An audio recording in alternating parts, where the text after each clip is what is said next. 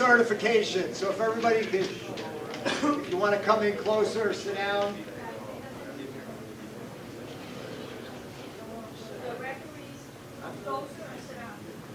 Referees, yeah. Scorekeepers, you have to know it too, so you can help out the officials. You can throw a tomato at them. You got to keep us honest. You know we need help. So I'm just going to take, everybody here was here when we started, or no?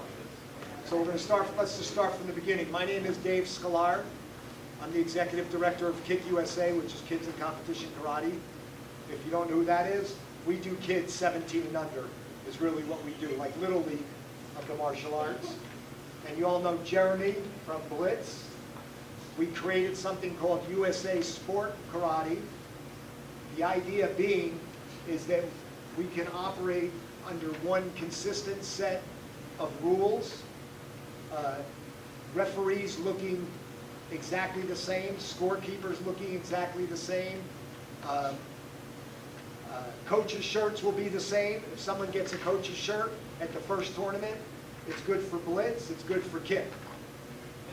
In the South region, Kick and Blitz are together as one. Each tournament is Kick and Blitz rated, because we're all running the same rules now. If we do this right, what's going to happen is the kids are going to come into a tournament, whether it's ours or theirs, or hopefully we can get some independent people that have nothing to do with either of our leagues, but they're looking for rules, they're looking for the way to run a tournament. They may want to have a USA Sport Karate sanction, but they're not having a Kick and a Blitz sanction. So we can bring some more people possibly into our sport. So, although I'd love to think that we're all perfect, that would be a overstatement. We're going to make mistakes. We're going to probably make a lot of mistakes in the beginning, not because we don't know what we're doing, but because we're using, now we've got one set of rules which is kind of a combination of both of ours. I did make a mistake before. I said we've been working for about 3 months. I realized the first meeting we had was at the US Open on doing it. We all sat down for the first time to talk about, can we make this happen? And then we met numerous occasions after that to talk about rules and discuss how this would all work. And then we put in some really intense work the last few months to come up with these rules. And these are going to keep, it's not just the rules, but just how we do things. It'll get better and better and better, and hopefully everybody will get into sync. I just want to emphasize again is that if something goes wrong, we don't need to spread that out to the whole world. Just spread it up to us so that we can fix that. Okay, we're both open-minded to this. We know it's going to be good for the competitors. We know it's going to be good for the school owners. It's going to be good for everybody. But when we make a mistake, understand that we are human like everybody else. Just come up and let us know what's going on. Okay? Keep us honest. We'll keep you honest. And we'll run a great tournament. That is what we have to focus on. The end result is the competitor being motivated. We want to send those competitors going home feeling really good about their experience, whether they took first place or they took no place. And if we can make the no place feel like the first place, we really did our job. Okay? Everybody knows whether they won or lost. Okay? But if we can take the kid who didn't win, or the adult, because adults I think maybe a little bit more fragile ego than the kids, if we can make them go home feeling satisfied, then they're going to want to continue in it. And that's our goal, to make them come to tournaments, get them more motivated for the martial arts, because everybody in the martial arts is either one of two things. They're either one step closer to black belt or their next rank, or they're one step to being out the door. So as referees, people are trusting you with their students. You have to judge somebody else's students. So when you do that, you have a sacred trust. You need to send them home feeling really good. Which means follow the rules. Nobody can argue with what's on paper. If you are clear, consistent, and correct with what you do, then it's hard to argue with the rules. If they don't know the rules, they should have known it before they got there.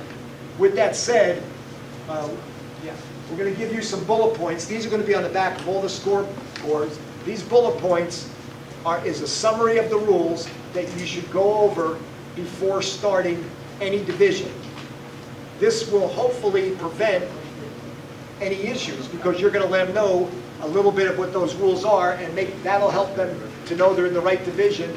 And when those rules say to them, hey, you can't do any more than a 360-degree turn, and they come into the ring and they do a 740, you can say to them, hey, we just got done telling you you can't do anything more than a 360, and you did this, that's a 1-point deduction. Okay, so this is just to make sure that we reinforce the rules before we begin. Okay? Both Jeremy and myself are big on perception, meaning that what we do to people, they're going to look at that a certain way. So the first thing we want to do is take away any perception of bias. The computer's now helping with that. The other way we do that is by wearing uniforms. All wearing USA Sport Karate uniforms. When you put on the uniform, you're part of the referee team. The reason that we don't have people wearing their karate uniforms or taekwondo or martial arts uniforms is because when you're sitting in that ring and you judge your kid, even though they were better than everybody else, they're going, sure, look at that. Diamond martial arts, they're always winning. And you're the judge. Well, guess what? They don't even know where you're from when you're wearing the USA Sport Karate. You're an official judging them. So we take that away. So to go back to that, it's important that we dress properly in the ring, because the other perception is if you want people to think you're a professional referee, we should all be dressed that way. So we need to wear black pants. We're going to give you a referee shirt and black sneakers. That's our uniform. Can you imagine if an NBA ref showed up? How many of you have been to the US Open? All right? Imagine if you go to an NBA game and the referee's got capri pants, he's got a baseball cap turned backwards, and a shirt that says, well, there's kids in the room, but yeah, there you go. Yeah, there you go, Miami Heat. And you're at an Orlando Magic game, right? So if you saw that, you would not think that's a professional referee. It might be the best referee in the world. So when we show up and look professional, people assume we know what we're doing. If you go into a stereo store, you expect that guy knows about stereos. Hopefully they're dressed properly. But if we're not dressed properly, then we really don't look professional, so why should they assume that we know what we're doing? So by dressing properly, they're going to assume we know what we're doing. And hopefully when we're done with referee training, we all do know. I think everybody does know what they're doing, and the rules aren't that much different. The other thing is, to take away bias, is when the kids are all in the ring, I'm not saying we don't talk to the ring, but I have actually had people come up to me and complain about a referee because the referee was talking to his students in the ring before they competed and whispering in their ear, and they win. And they'll come up to me and say, yeah, look at that, he's telling them that's their coach and he's telling them what to do, blah, blah, blah. He was just saying to them, hey, go do a good job. Or they weren't even talking about the martial arts. So it is the perception. So you have to be careful of everything you do in the ring, because people will think you're doing something underhanded, because a lot of people don't want to accept that maybe another person was just better than their kid. So if we can take away all those perceptions, then we save ourselves a lot of heartache. Do we have coaching on there at all? No, right? No, coaching is not on there. It's a fighting gas on there. Okay. So when it comes to coaching, we don't allow any negative coaching whatsoever. And that means from our officials as well. If you were an official in a ring, and then you take your shirt off, your referee shirt off, and then you put your coach's shirt on, okay? Or you throw it on over top, overneath, I don't know what that means. What is overneath? So, it's in the rule book, it's a new word. It's a new word, overneath, Urban Dictionary. So if you do that, Now what happens, you just got done refereeing in the ring, now you're sitting on the side coaching. Just think how that might look to somebody who doesn't get that opportunity, right? So what we're going to try and do this year is give you the opportunity to coach at a session, because we should have more referees, and then other times, you're just a referee. So we don't have people going in and out, especially in that same ring. It just doesn't look good, right? Negative coaching is doing anything other than cheering on your student. You know, we've had people say, you know, hit them harder, just knock them out. You know, they're getting upset, and they're just telling their kid to do something in front of everybody. It just doesn't even sound good. I don't know what we're trying. I know what we're trying to teach in the martial arts. Hopefully, it's positive life skills. Also, I'm going to actually turn over coaching to Jeremy. He's going to go over more of the details how coaching is going to end up this year. We'll go with that now. No, I want to just talk about. Might as well talk about the coaching. So for coaching, guys, aside from number one, us looking professional, the same way the officials look, coach is going to have a uniform as well, being their same shirt. I'm just trying to kill it. Don't do that to computers. Please don't do that to the Chromebooks, my scorekeepers. We'll keep a deposit up front for you in case you do that. Keep your card on file. All right. Anyway, so for coaches, they're going to wear a uniform as well. So we're going to be to identify and know who is a coach, and that is the only way they're allowed to sit in that coach's chair. Okay. So we'll have we'll have the color out at the January tournament, so that you guys can know. Like I said, that coach's shirt you can wear at any Blitz tournament, any Kick USA tournament. It's going to be the same exact shirt. So if you want to go to 3 tournaments in 1 month, and you go to the Blitz North, South, all those tournaments together, the Kick North and South, same thing, you can do that wearing the same coach's shirt. So you get one shirt, wear the whole school, the whole year. Okay? Now, as far as coaching, during fighting, mainly during fighting is where we talk about, but even in regular forms, okay, it's positive. Positive, positive, positive, positive. Okay? When you're sparring, all we want to hear is, and all the competitor needs to hear is, hey, good job. Keep it up. Keep going. You got this. Positive. You're going to get 1 10-second timeout per match. So that competitor fights 5 times in that ring. Each match, they'll get 1 10-second timeout. And that is where you can talk strategy. That's where you can tell them what they're going to do. Hey, side kick, step over, do whatever you're going to do. Spin hook kick when he does this. Yada, yada, yada. So that way, again, they're hearing you coach, they're more one-on-one, keep it more positive. Then they go back to the ring, and they fight, okay? So coaches, number one, sitting in the chair, sitting properly, looking uniform, and speaking professional as well, okay? So now you might ask, well, what happens if they don't, right? So what's going to happen in that case, if they're yelling out 2 points, or kick, or, oh, get a little more irate, what's going to happen is that coach is going to negatively affect their competitor, because 1 point is going to be awarded to the other player. Okay? So we want to make sure if you're coaching, you're qualified to coach in that ring and that competitor.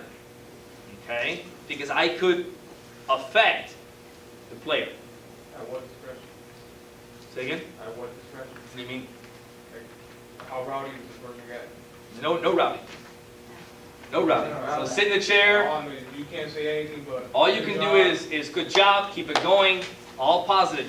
No yelling out specific techniques, okay? No yelling out specifically at the officials. What did you see? I saw this. 1 point this way, right? It's going to happen. So all positive. Whose discretion would it be? A center That's going to be the center referee, and the corner referees can notice that as well. No. And update. One thing. Upgrade that to the center. Yes, sir. No technique. During the timeout. Only During at the the timeout. During the timeout. So you can tell them blitz, go. During the timeout. During the timeout, you can tell them all of that. Good job. That's it. Exactly. So what's the point of Exactly. coaching? Well, that's a Besides discussion. the timeout? That's a discussion for the coach. That's a discussion for the Basically, coach. you're going to be encouraging the person when it's Right. fighting. When the person is in the timeout, then you're going to discuss any strategy with the fighter. So let's tell you why. Let's go over the why. Not what the point. What's the point? Well, that's a discussion for the coach, right? let's tell you the why. The why, we don't want coaches interfering in how the judges are calling the points. Okay? A lot of us are fighters here. We compete. We do form 11s, whatnot. We're sparring, right? And we hear the coach yell, 2, 2, 2, oh, 2, 1, we got this. Yeah, way to kick him in the head. Oh man, you see, he fell, he got knocked out. You saw, he didn't give him 2 points. You guys don't want to hear that if that was your kid. Well, if that was my son, my daughter, my student, I don't want to hear that against them. That's negative, that's very negative. So it's going to be a penalty point. We also don't want the coach to interfere with how the calls are made. Okay? Meaning, judges call, boom. We want to keep it all positive, all respectful. We don't need a coach yelling at a referee. We don't need a coach yelling at his own student. Okay? We don't need any of that. All positive. All positive. Okay? Now, you have the timeout. During the timeout is where you can coach. You can actively coach. Okay? Any questions as far as coaching goes? Okay, so coaches, next thing is stay seated. We stand unless we're invited into the ring by the officials. It's going to be a penalty point. Okay, so we stay seated at all times. Okay, during the match, of course. When the match is over, don't sit there no more. Then let's coach get it. Yeah. So for example, heat of the moment, big fight, first, second place, the coach gets excited, he gets up, you give him, what's the setup, is it a warning? Nope, Is there are no straight warnings. away, stop, 1 point awarded to the So other? there are no warnings. Every warning, no verbal warning I should say. Every warning is an infraction of the rules, a penalty point. Whether it be standing up, yelling, or we'll go into more further, as a fighter, if I hit him low, hit him late, if I say things I shouldn't be saying, yeah. So everything like that, if I break any part of the rule book, it's going to be a penalty point. So the warning will be, hey, we can't do that, 1 point this side. And then of course we'll address that. But now the beginning of the match, we're going to address all those concerns. Beginning of each division, beginning of forms, weapons, fighting, these same bullet points that you're looking at, the judge will go over. The center official will go over. Because again, sometimes we forget as fighters, as coaches. Okay? So we're going to review this and go over that.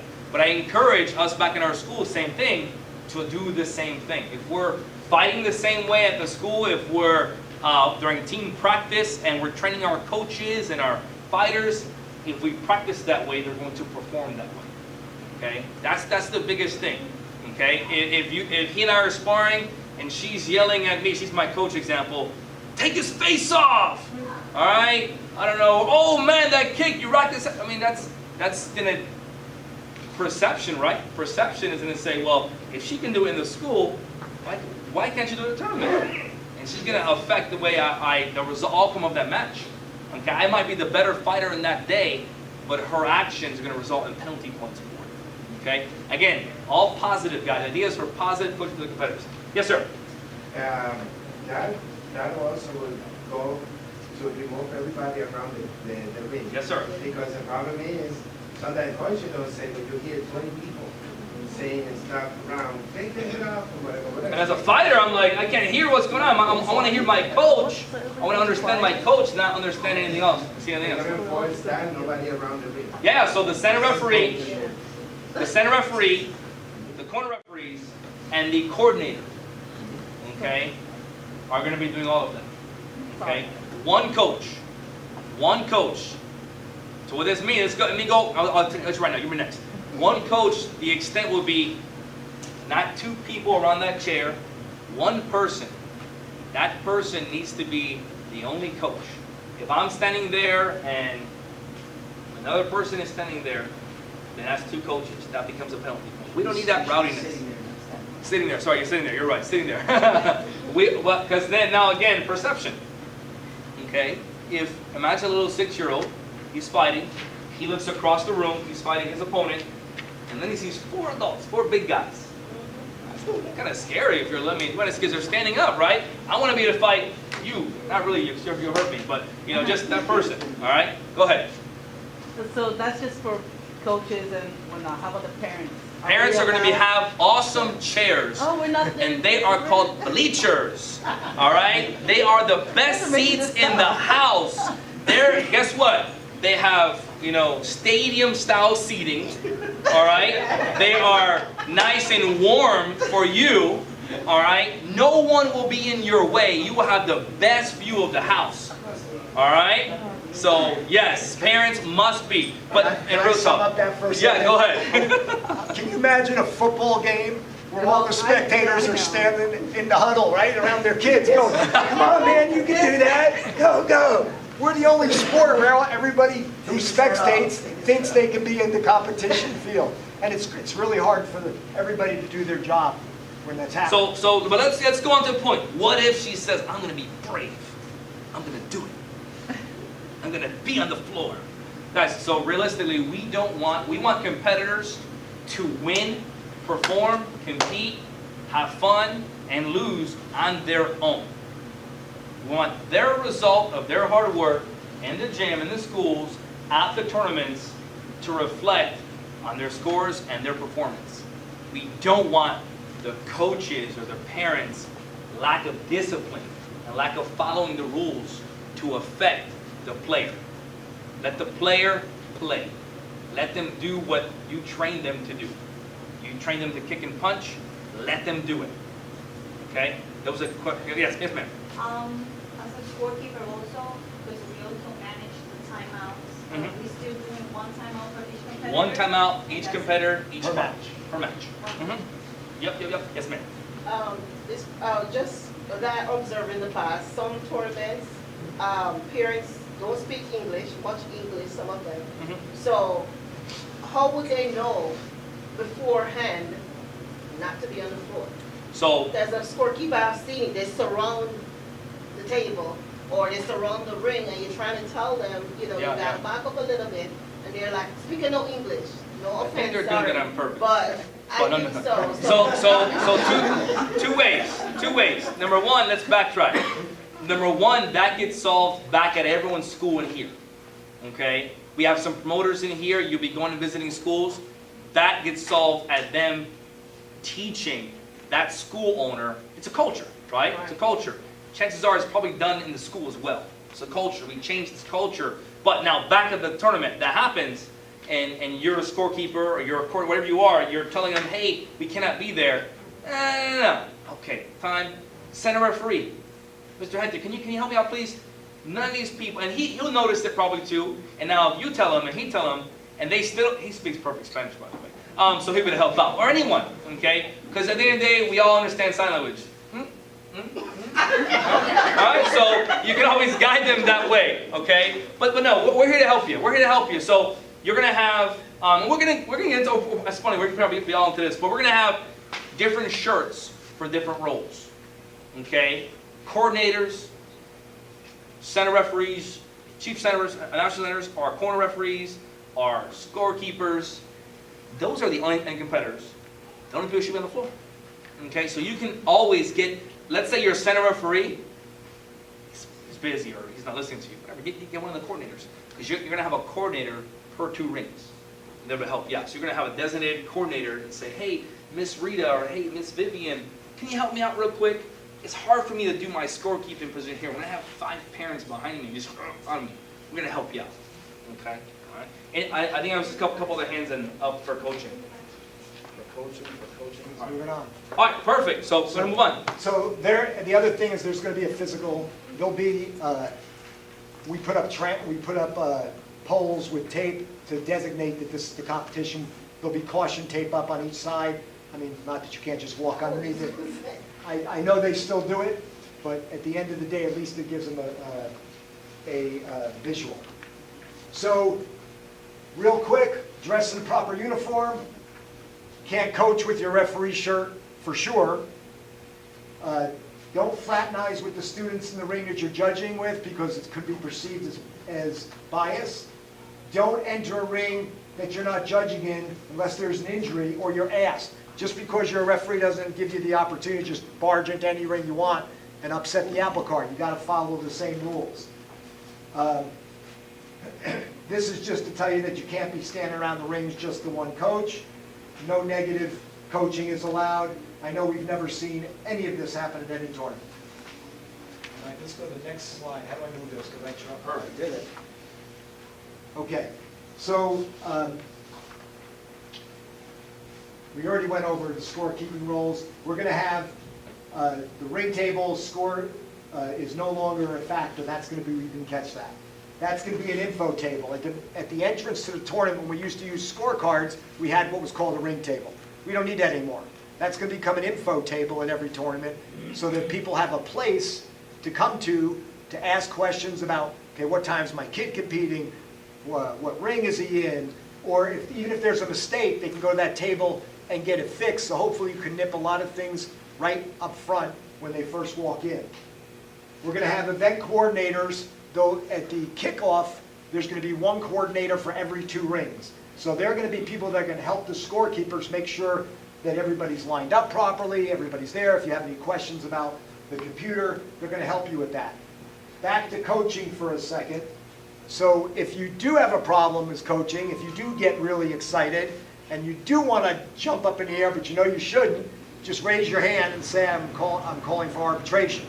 The center referee is obligated to, at the next break, that when they stop, you call for arbitration, they'll either invite you in the ring to talk, or they'll come over to you. They can't ignore you. If they do, come get our, we'll have arbitrators at each event.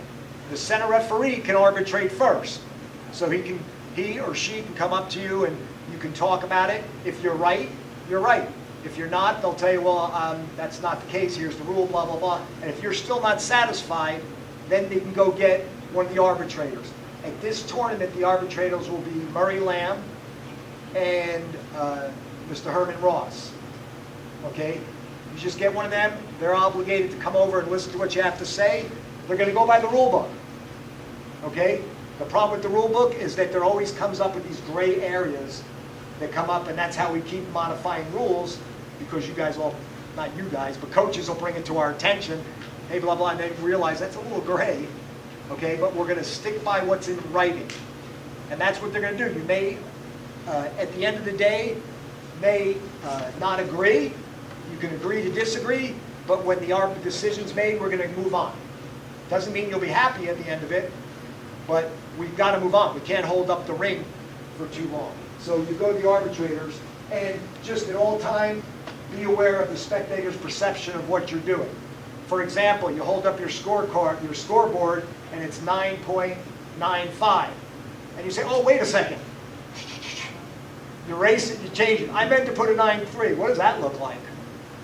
Right? So you take a moment before you put a score up to make sure that it's correct. Just be aware that everybody is always watching. And it's like being in the jungle. If you are the animal with a little bit of a limp, just a little bit, they're going to be all over you. So that's why, as center referees, it's important to be total command of your ring, because if you show strength in the ring, that also, to the person, the perception is that you, again, you know what you're doing.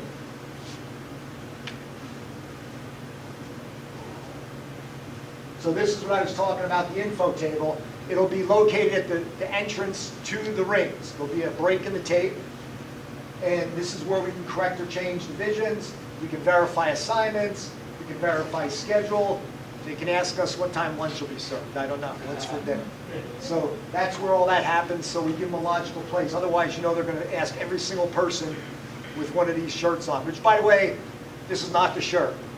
I got these done last minute last night because we need to wear. This is not the logo. This is not the shirt. This is just so we can be twins. With that said, I'll jump on what he was saying, the info table. Judges, use that for your help as well. Maybe a competitor comes up, hey, I'm a 9-year-old intermediate. I don't know where I go. It's okay if you don't know either. Walk them to the info table. Better that way than send them the wrong way. Walk them over there and say, hey, whoever's up there, this is the question he has, and that way they can help him out. And hey, use that. That way you're in the right ring. And we also don't want to have 15 people working on the same thing. What people will do is they'll get me, they'll get Vivian, then they're going to come get him. There's 4 people trying to solve the same problem, and we're all screaming, why aren't you doing this?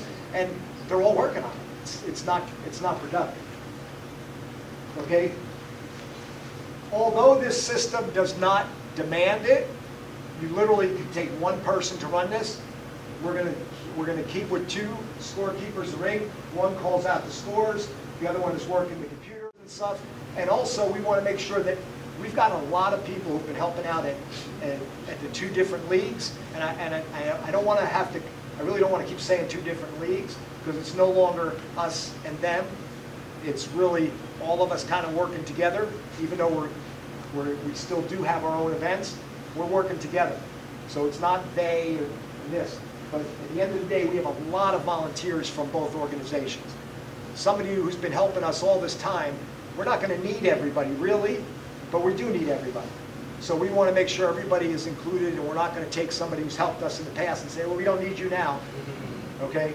So we're going to have 2 people at the rings. Honestly, I wouldn't care if we had 3 people at the rings to do whatever we need to do, because people, we don't just say goodbye to people. Scorekeepers make sure the ring runs efficiently. They're responsible for verifying the lineup and recording the referee's scores. And they'll ask anyone who does not belong on the floor to leave the floor area. So scorekeepers, referees, everybody is allowed to clear that floor. It's very hard to referee. Who's refereed the last rings of the day where everybody's crowding around, and of course it's the best match of the day, and everybody's crazy, and everybody's screaming, and they're yelling out, good kick, oh my God, kicked him right in his chest. The guy didn't even throw a kick, he threw a punch. and you're sitting there going, did I miss something? Did I miss something? But you know you didn't miss something. It's really disconcerting. So you need to get people off the floor. Event coordinators, they are going to be wearing a different shirt. I think we said blue. And they're going to make sure those rings run efficiently. They'll verify that the ring is ready for competition. They'll help line up the competitors, and they'll work with the scorekeepers with any issues. And referees, they can work with you, whatever you need. If you say, hey, my referee's got to go to the bathroom, or I got to go to the bathroom, let them know so that we can get somebody else in there. They'll take care of it. Or if you tell us, hey, I can't work this session, and that wasn't identified in the beginning, then we know we need to get another referee in there, okay? And everybody gets 1 or 2 things. You can either eat lunch, or you can go to the bathroom at one of these events. You only get 1 choice, so just keep that. Gotta stay in the ring. Okay, so referees, before starting any division, you want to check. I'm using the word belt ranks only because that's a visual indicator who's in that ring. If you're running a beginner division and there's a brown belt standing there, obviously something's probably wrong. Now, we don't dictate what belts a school should wear, but what we do know is that certain colors are kind of universal, but there are a lot of new colors out there. So the question is, we have to get maybe the school owner to verify what a particular color might be in their school. I've seen blue be an advanced student, and I've seen blue be a beginner student, and I've seen blue be an intermediate. So in their system, we may identify with a couple ways. One is, how many years have they been in the martial arts? Well, he's been in 6 months. Is a blue belt a beginner? Yes. Okay.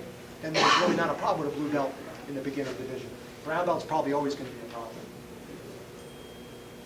Please make sure to note that they're not wearing jewelry. Jewelry is dangerous. You get smacked and you've got a dangly earring hanging around, or you've got a necklace here and it's hanging out and that gets caught in somebody's glove. It's dangerous. Not only is it dangerous, it could get lost. We really don't want them wearing jewelry in the rings. Center referees should always read these bullet points to the competitors and the corner referees prior to each division. Consider, well, this doesn't really matter anymore. This is our old presentation. Consider the amount of competitors when you're scoring. That is really a non-thing anymore with the computer, and when we go over the scoring, you'll see why, because there's mandatory scoring for the top 4 people, okay? But still, before you start, you should tell your corners, hey, we've got 15 kids. It's a beginner division, which means, well, it doesn't mean anything anymore because the computer's going to do it. Yeah. Because the first number is going to be different. Beginners are going to be 6 as the first number, intermediate 7, advanced 8, black belts 9. We don't really have to do that, but we do it to kind of reinforce the fact that a black belt is higher in rank than an advanced. The advanced is higher than intermediate. To have this way, a black belt is not getting a lower score than a beginner, even though they're not in the same division. But the computer will do that. You only have to be concerned with the last two numbers.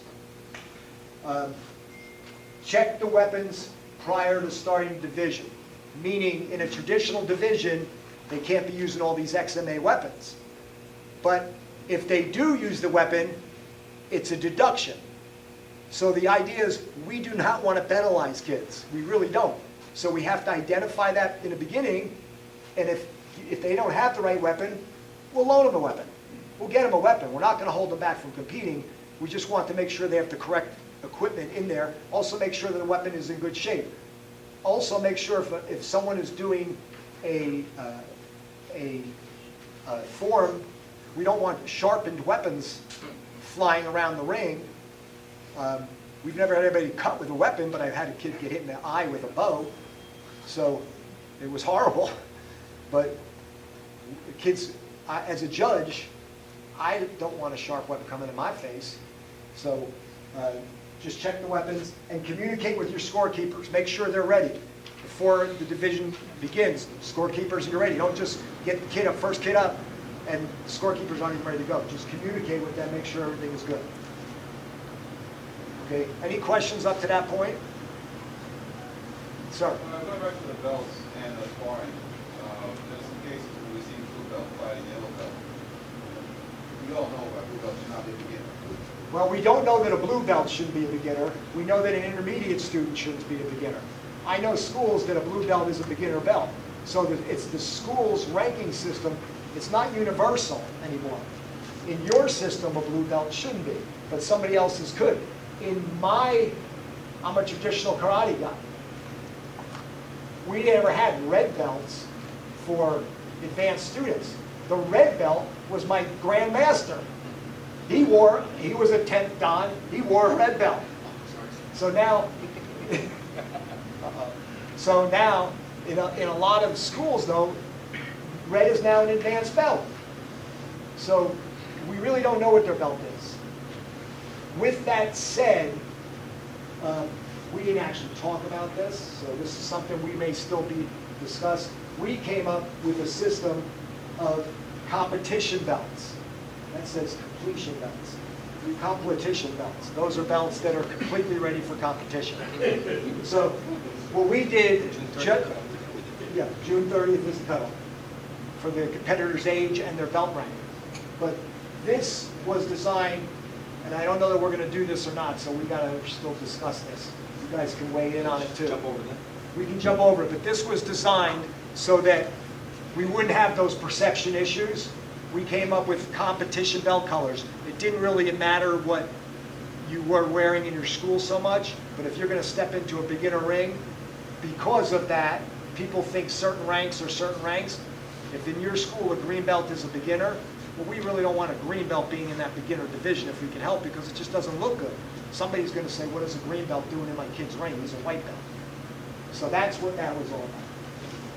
June 30th is the cutoff for the competitor's age. Whatever they are on June 30th, the computer's going to put them in the division of what their age was for that. So if they turn 10 on August 1st, they're going to be competing in the 8 and 9-year-old division for the whole season, because that is the whole competition season except for the championships at the end, both for you and for us. So that's why we came up with June 30th.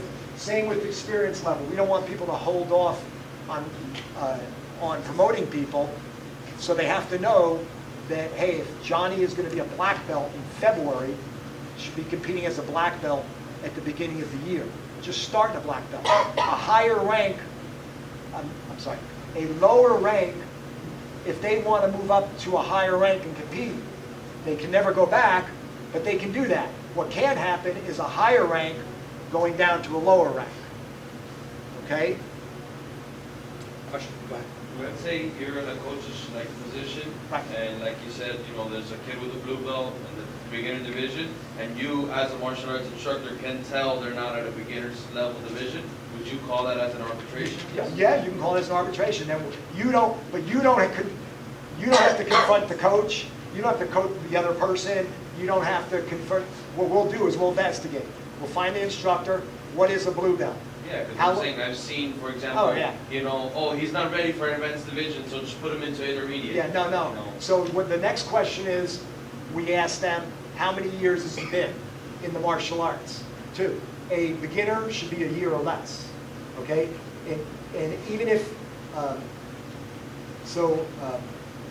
going ahead of myself. It's a year or less. A intermediate, up to 2 years.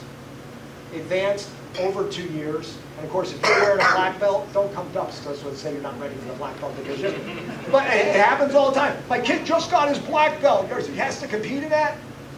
Come on, you earn that rank. If you're going to wear the rank, you got to do it. So black belt's always black belt. So first thing is, if they're an advanced student in your school, and even if they're an advanced student in a school, and they've been in 6 months, they got to compete as an advanced. Okay? You still have to compete what's in it. But what we're trying to do is to make sure that we don't get people that sandbag, like you're talking about. Okay? So it's 1 year in the beginner division, 1 year in the intermediate division, 2 years in the advanced division, and of course black belt is black belt.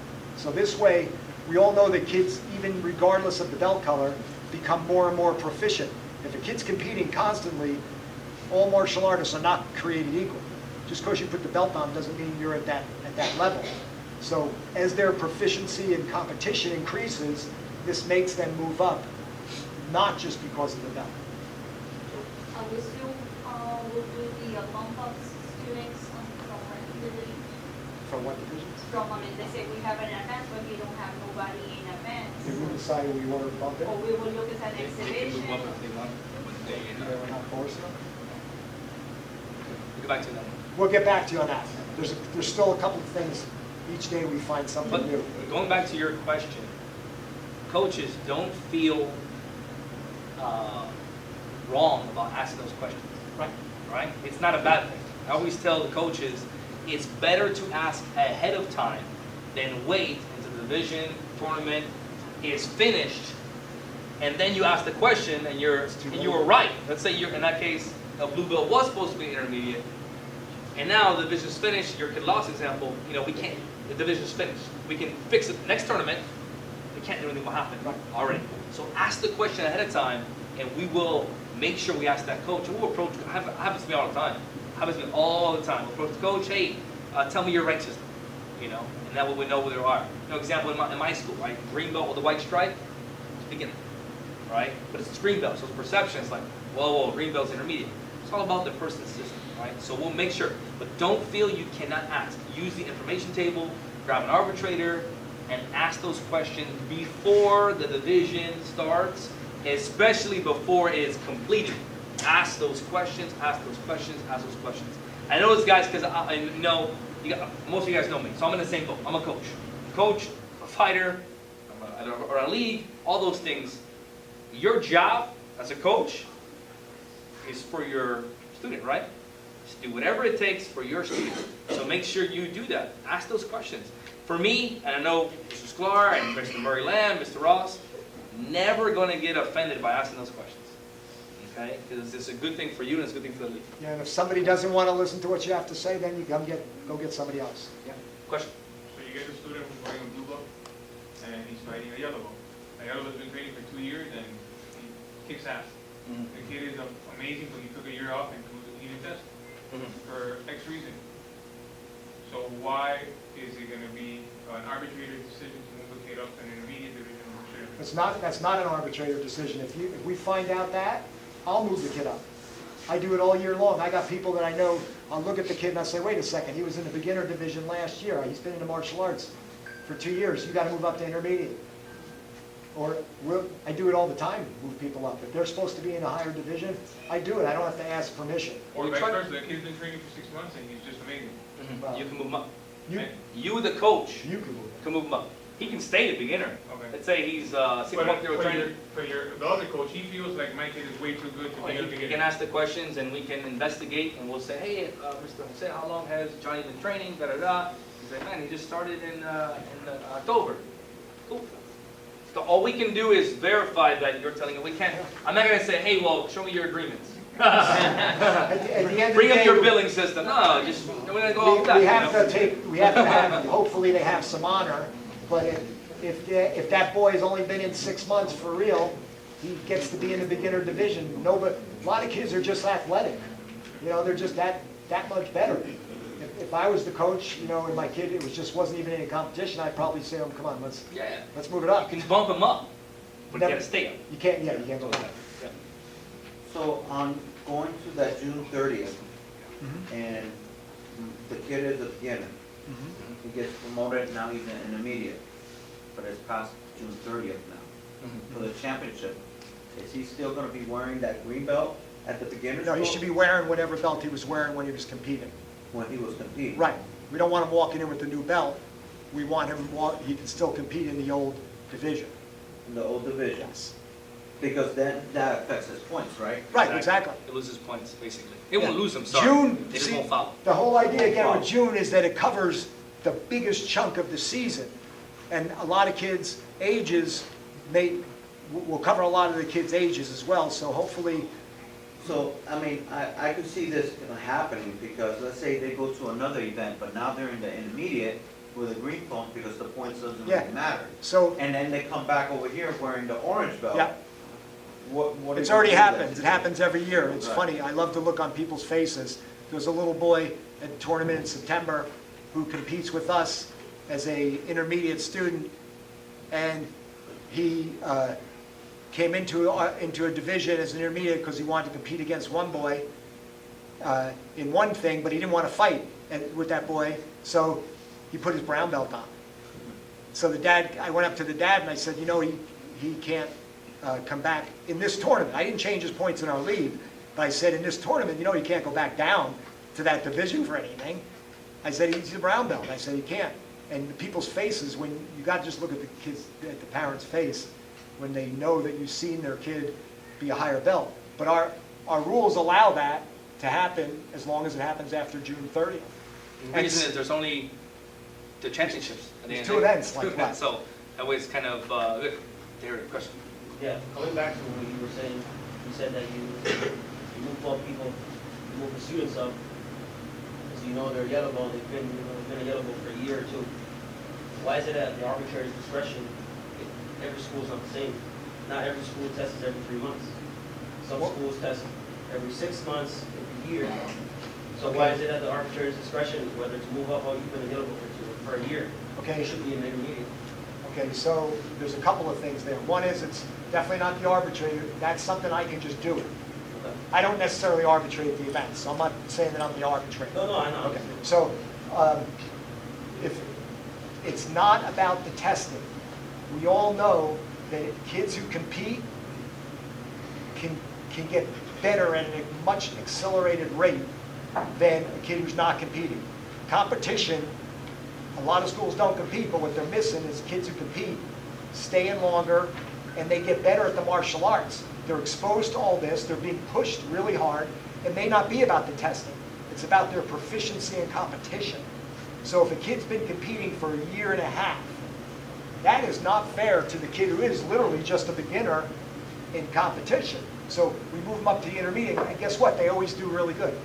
The parents sometimes are worried about it. Oh, my kid's, and then kid gets over there. I said, don't worry, your kid's going to be fine, and they're fine because everybody's moving up.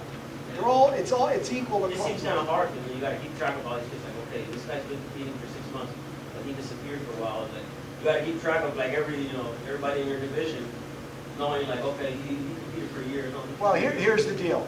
You're not going to catch everybody. Exactly. If they're not, unless that's what I'm saying. You're not going to catch everybody. But if a kid's competing steadily, yeah, then I know him. I know he knows him. So we're going to catch him. And then if a kid, like you said before, if a kid gets in the ring, he's amazing. We can go back and say that's when we can go back and check and say, is this what is this boy here? He's amazing. Yeah.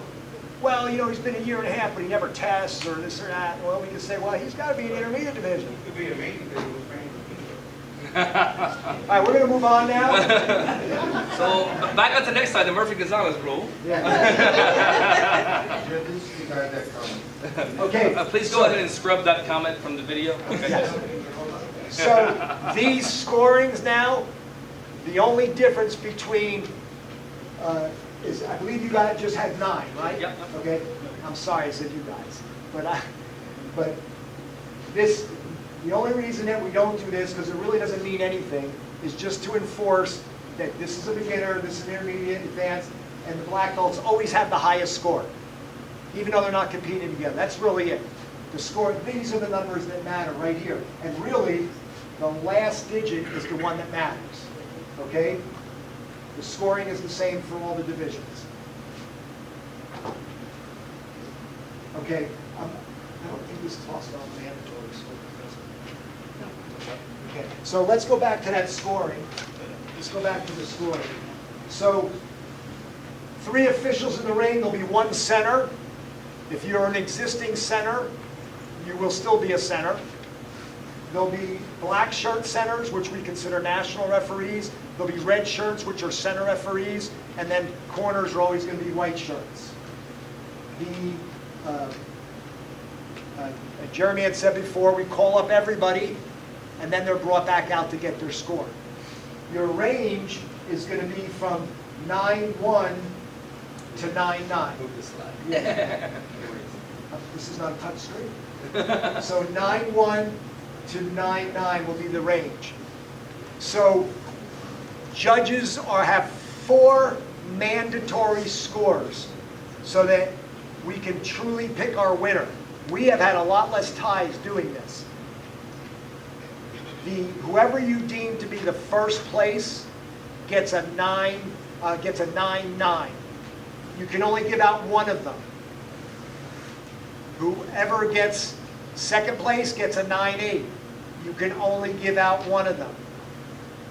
Whoever gets a 9-7 is third place.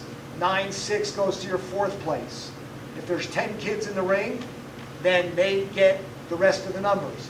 Just keep in mind, you don't have to punish anybody.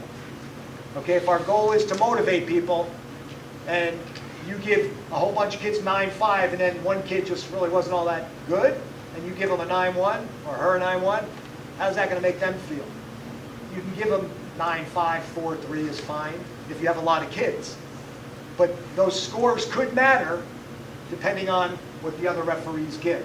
So you got to score everybody. But you can only give 4 of those top numbers. And I can give you an idea of how we can keep track of those numbers, because after you watch them perform, it's hard to remember, oh my God, what's this person? And people come up with different ideas. You can use your idea. We're not saying you have to do what I'm about to say to you, but on the side of the scoreboards, there's going to be a graph. And I didn't bring a scoreboard. That's going to look like this.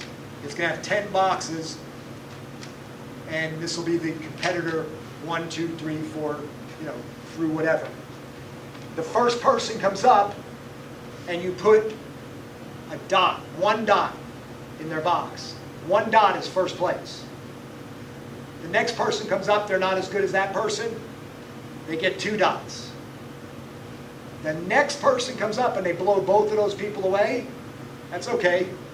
You give them 1 dot here, and then you add a dot to each of these. It's only adding, there's never erasing of anything. Okay? Next person comes up, you know what, they were better than the second place, but they weren't first place. Put 2 dots, and then you just change, add a dot to the second, and the third person. And you just keep adding dots based on what you thought a person performs and where they should place. At the end, so that you can keep your scores, all you have to do is look at your graph and say, there's 1 dot, that's my 9-9. There's 4, that's 9-6. There's 3, 9-7, and there's my first place. I'm sorry, there's my second place. That's a 9-8. Now I've got my mandatory scores in there, and everybody else you can give, 5s and 4s or whatever that you decide that you want to do. But those top 4s, you only get 1. Okay?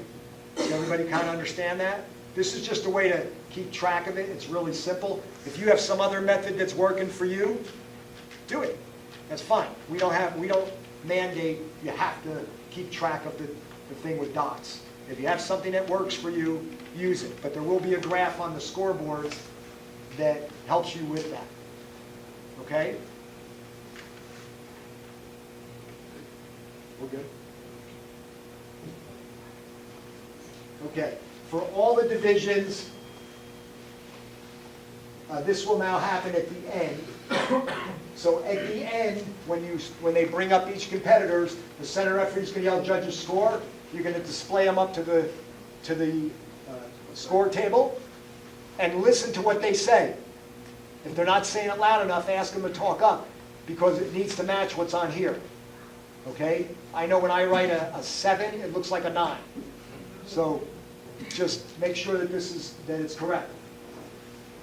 The center referee will also indicate to the scorekeeper if there's any deductions to be taken from that competitor. Let's say it's a weapons division, drops the weapon, it's a 1-point deduction. Now, we don't scream it out. Hey, Billy dropped his weapon, take a point off. Just walk up to them, or we're using hand signals now. We just hold up one finger and they know it's a 1-point deduction. Everybody knows it's a 1-point deduction. But we don't need to scream it out to the world either, okay? All officials raise your boards, prepare for the, well, that's no longer the case, but you're going to do this after each, you got to fix that. You got to do that after each competitor comes up to get their score, just erase the last number. When the divisions finish, the computer's going to already determine that it's correct, so you don't have to worry about that. This is when we were still using paper. This is a modified presentation. All deductions are 1 point. I moved too quickly. It's okay.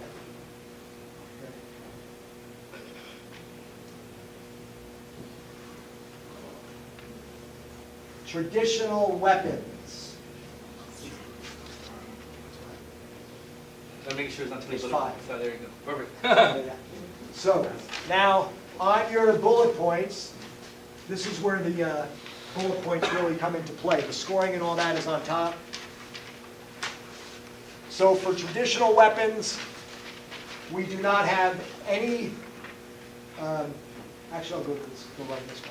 So bows they can be tapered, but the bow must be natural in construction, made of wood, and it looks like wood. No shiny foil all over them, like an XMA kind of a bow. No graphite. It must be wood. And only natural wood colors. That doesn't mean that if it's dark wood, it's wrong. Or if it was I've even seen some reddish tinged wood, that's all okay. It's just got to be wood if it's a traditional division. The height of the weapon must be no less than 6 inches below or 6 inches above their head. You can measure that basically with one fist on it. We don't want a kid in this division whipping around a bow that's only this big. Comma, there can be holes in the blade, but no metal protrusions on the bottom of the handle. No, like the XMA things have like a dagger on the bottom of it, but you can have holes in the blade. Nunchucks must be natural wood construction with a cord or a chain. Again, we're in traditional divisions. Same thing with a comma, with a wood. The comma must be also wood. Wood? Color, it's supposed to be color wood. Side must be solid metal in construction. You know that there's those training sides that are like hollow now on it. It must be a solid, must be a real weapon. It's just not fair to have somebody with that's something that's not a real weapon. Like even a chuck. You come out with a foam chuck, you know, you could be bam, bam. You hear that thing's hitting his head and everything. Now, imagine if he does that with a wood weapon, right? It's going to be crazy. So side must be real, solid, and a sword must be solid metal. It can be we don't dictate the weight of the sword, but it must be separate blade, handle, guard, and the sheath. It's got to be a real sword in the way it's put together, but it can still be a lightweight sword, and a sword has to have a traditional sword has a sheath to put it in. Okay, they don't have to wear a hakama or anything, but they have to have the components of being a traditional weapon. Any questions so far? Okay. Wait, just one. No, I want to go next. In a traditional division, and this is weapons or forms, so we're kind of covering both right now. No gymnastics, no acrobatics, no splits, or other freestyle type movements. Beginners can do one kick in a direction without putting their foot down. Intermediates 2, advanced up to 3. no more than a 360-degree turn. So that takes away the 720s and that out of it. We'll clearly identify which competitor is red and which is white. That's going to help, it's red and blue, right? Red and white? It'll help the scorekeeper to know who is on what side and making sure they're not on the wrong side. So if I'm here, I'll say, Johnny is my red fighter. She's going to look at her screen as well, probably going to say, no, he's not, right? So let's switch them, okay? And again, because you call two kids up to fight, they might just stand wherever they want. You got to make sure you put them in the right position, okay? So be very, very, that's very important. So that way at the end of the match, the correct person wins. Okay, it's very important for that. All right, so now, referees need to move around the ring. Yes, we start in a certain position. You do not need to stay there. You don't end there. Move around the whole ring. Stay in the ring. Move around. Stay outside. Make sure you move to get the best view of the opponent. If you stay still, you have one view. And that one view, well, it may not be the correct view, so move. The fighters move. We need to move. From the center to the corner. Everyone moves around the ring, so that way they get, we get the best opportunity for the players to score. Okay, so make sure of that. That's a question. All right, only coaches wearing coach's shirt may coach in sparring. So that goes back to our center officials. Center official, you look at your chairs. Coach should be sitting there. If they're coaching, if they're not coaching, then no one should be in that seat. They must be wearing the coach's shirt for that event or for the whole year, this year. Okay, if they're not wearing the coach's shirt. Okay, and we'll determine the color. My general will have that. That shirt needs to be a 2018 coach's shirt. Okay, so make sure they're all wearing the same coach's shirt in order to sit in that chair. It's your responsibility to make sure you mention that and you say that. Okay, with that said, coaches that are here, don't sit in the chair if you don't have a shirt, and don't let more than one person be around the ring. Yes, sir? We'll step back one. On the referees, we're gonna be like the corner, or you're gonna put them like, So, they're going to start in the corners and then they're going to move. Okay? So they're going to start in one position, make a triangle. Okay? But then they're going to move. And they have to move, because the fighter's going to move. They have to move. Okay? I'm sure you'll let us know if they're not, right? No, let them know. And coaches, again, I'm going to say this because I'm always maybe erring on the side of the coach. Being a coach and having competitors, the rules are there for you and to make sure we're all playing on the same field. Okay? So you can use those and to make sure that the players know them. Okay? And like I'm going back to the question I answered earlier, you can always bring that up to the center official. Politely, nicely, right? So don't be afraid to do that. But yes, centers, corners, move. Move. All right, here we go. So all divisions have a 10-second rule for coaches. That means you get your 1 10-second timeout, as we discussed earlier. Each fight, each match. Okay? If you don't use it, you lost it. Okay? So it doesn't accumulate. Okay? In that round, you get 1 10-second timeout, and that's it. Next fight, you move on, you get another 10-second timeout per match, whether it be point or continuous. Okay? Only one coach per fighter per fight, no other coaches and competitors. You notice us mention that several times, right? I'm going to keep noticing that because centers. It is your responsibility to make sure that A, we're following these rules, and B, around your ring is clear. Okay, around your ring is, so though the coordinator is going to help you, the scorekeeper is going to help you, it's your ring, centers. Control your ring. Okay? Yes, sir. Yes, are each, sorry, like, are the matches gonna be a minute and a half? Minute and a half. Minute and a half. And it's not double elimination anymore? So, good question. So, in the first event of the year, first event of the January event, double elimination will be in the final four. The final four. So the bracket will go, final four will be double elimination. Final four fighters. Now, this is the only where it gets a little different. At blitz events, it will be double elimination. Okay, we're using all the same rules, but at blitz events, and I say blitz and kick, this is the only time you'll see a separation is at blitz events, there will be double elimination like we always have done. Yes, sir. Okay? Okay, kick events will have the opportunity. And it's a minute and a half for all. A minute and a half, including continuous fight. I have one question. When it comes to coaching, giving a timeout, inside that timeout, would you be able to give your fighter like water or Yeah, of course. As long as you have 10 seconds. If they can use the bathroom in 10 seconds, no, they have 10 seconds. Yeah, a coach can water, right? Do anything you need. Those 10 seconds. Yes, sir. Good. That's a good question. Good question. Okay. Any questions on this slide and move on? Obviously, we're going into points, what point values are, and all that fun stuff. Any questions? All right, perfect. All right, so required equipment. All competitors must wear a mouth guard. Okay, gentlemen, boys, a groin protector. Okay, I know we're not back in the 90s where you check with the flag and all, but you know if you're not wearing one when you get hit there. So make sure you're wearing a groin protector. Okay, chest guard is mandatory. Face shield is mandatory. Gloves to protect the fingers and your feet, full feet covering your whole foot, no toes sticking out for feet protection. All right, when you get here, no boxing gloves will be allowed and no ring star shoes. When I say boxing gloves, I don't mean top 10 ASG to have those gloves. They're shaped like a boxing glove. I mean no real boxing gloves. 16-ounce gloves, like that.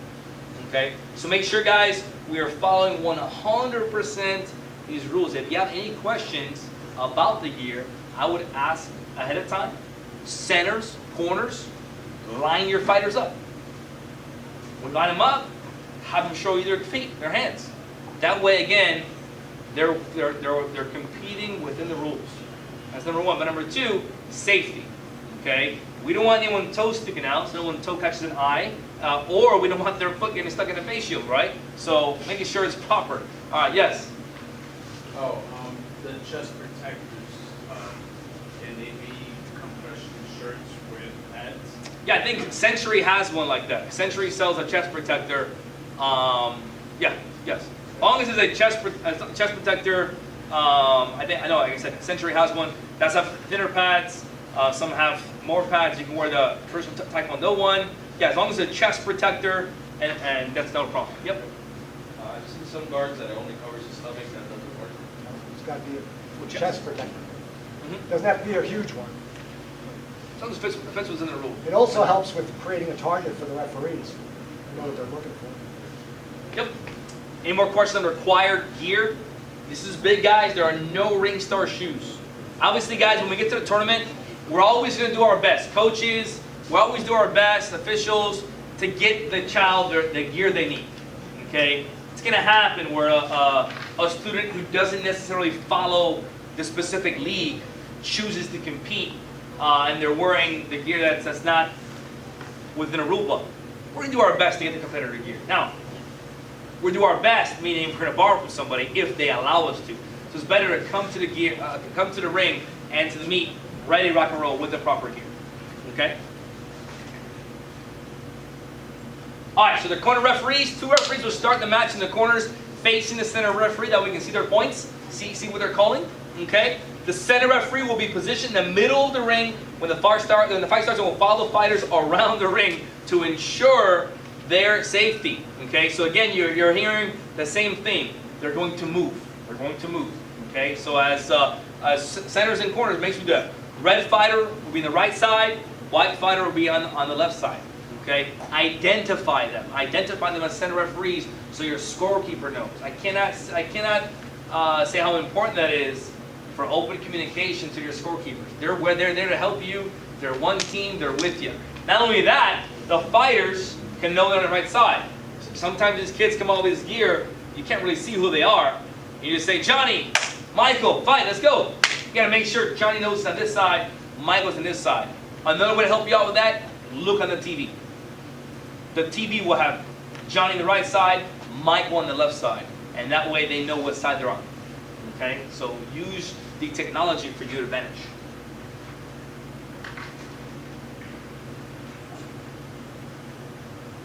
Sorry. Oh, one slide. Awarding points, the hand signals at the same time, using the fingers to distinguish points. Okay? Because we're doing 1, 2, and 3 point values, and I assume we'll get to the next slide. 1, 2, and 3 point values. 1 point, one finger is 1 point for your red fighter. 2, and there's 3. Same thing, 1, 2, and 3. Okay? Clearly show your fingers. Corners especially, fingers showing. Don't have it sideways. This is hard. I know at my centers, you're like, is that 1? What are you looking at? Show your fingers. Okay, not only that, have your fingers. I got you. Make sure your fingers are out. Show them out. Okay? Now, when it comes to calling, guys, it's important you understand what you saw. It's important you put the appropriate fingers out, and you put the appropriate fingers the correct way. Okay? If the red fighter scored, point to red fighter. As we were talking about earlier, perception. If I point to the white fighter and say, oh no, I made a mistake, red fighter, it's not going to fly very well. So your point would not be valid. Okay, it's very important, very important. You see where they're going, boom, make your call. It's also confusing for the scorekeeper. Oh my, I can't tell you, it's very confusing for scorekeepers. Very confusing for scorekeepers. With that said, I'm sure we'll get there in the points. When that happens, okay, the way you get to scoring is two judges must be pointing a certain direction. Okay? If I am pointing 1 point red, my corner is pointing 1 point red, and my other corner is pointing 1 point white, that's going to be 1 point to the side. I need to tell my scorekeeper 1 point red and be very clear. Don't just assume they know. They know. And I'm sure they do. They're probably smarter than most of our judges. But again, no. Call it out. 1 point red. 1 point white. 2 points white. 2 points red. So on and so forth. Very clear. At the same time, centers use the TV. You're going to be the city TV. So when you call 1 point red, you should see the red going up 1 point. Because you gave 1 point red. Same thing 2 and 2. And as a center, which our centers are very qualified, they're going to be noticing that. Okay? And if you don't see that, call time and adjust that. Excuse me. Okay.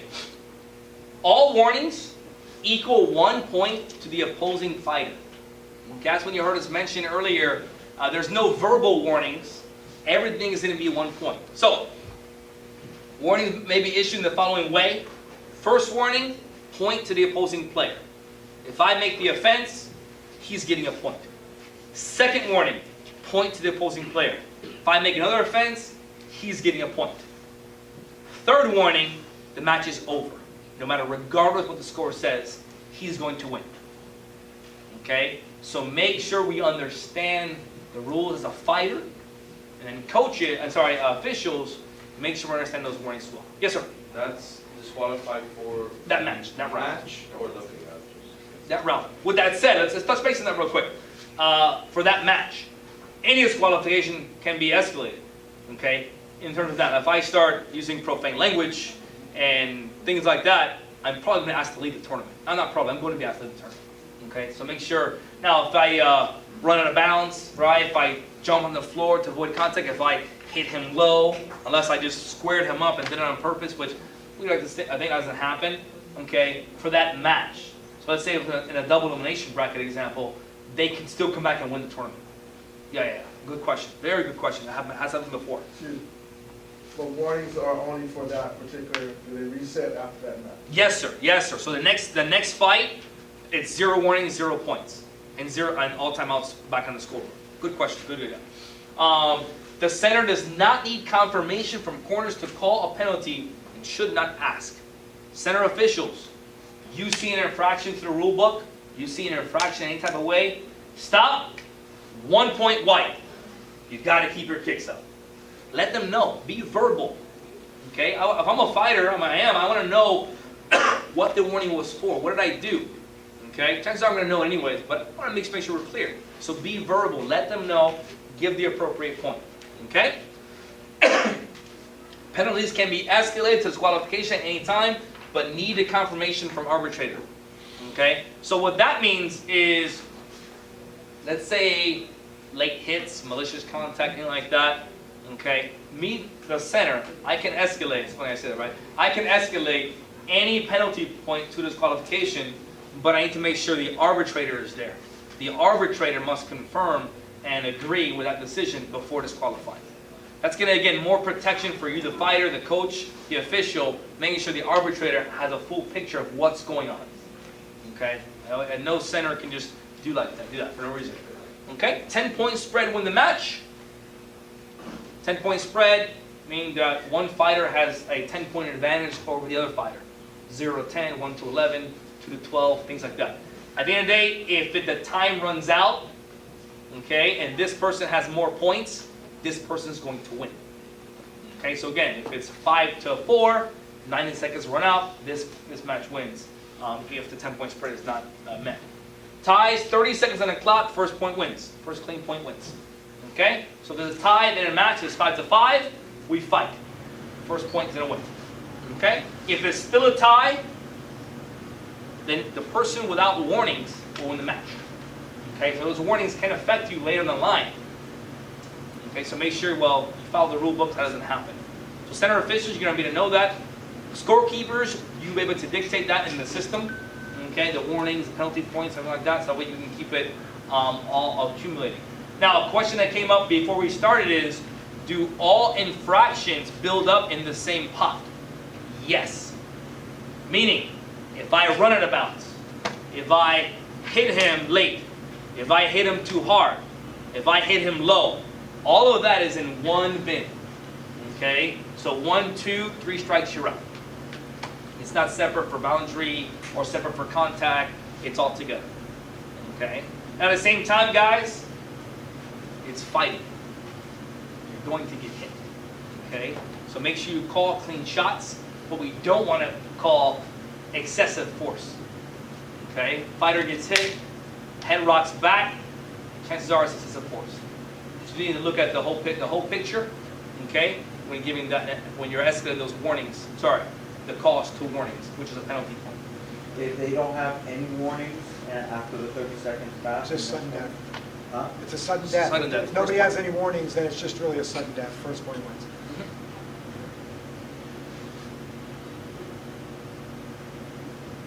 All right, you know the flag's not going to be there. Warnings, as an official, all right, judges yell call, and you think it's a warning, you can put your flag down. Boundary and contact. Contact is forward, boundary is back. Okay, so make sure you're on that same page. And what that's going to be, center referees, remember, you do not have to have confirmation. But if you say judges call, you may have seen a point in the center. Your two corners may have seen a violation of warning. That's where the corners, your hands come in, and you get a penalty point. You award a penalty point. As a center, I'll say it again, you do not need confirmation to escalate to a penalty point, to go from a call to penalty point. Okay? Point fighting is a legal control technique that makes contact to a target area. It has to hit. Okay? It's got to hit. Okay? So make sure we're on the same page with that. Judges must make, the fighters must make contact to win and to score. Alright? The center referee will yell judges call. On the corner referees will hold up the hand of the athlete when the point. So the ones and the twos. Wait for judges call. 1 and 3. That's my apologies. 1, 2, and 3. Okay? The center referee will then seat the winner on the red side of the scorekeeper table and a non-winner on the white side of the scorekeeper table. That's going to help for transparency. Okay? So that means is fighters fight, boom, this young man wins. I'm going to seat him on the side, on this side over here. The one who did not win, this side over here. Okay?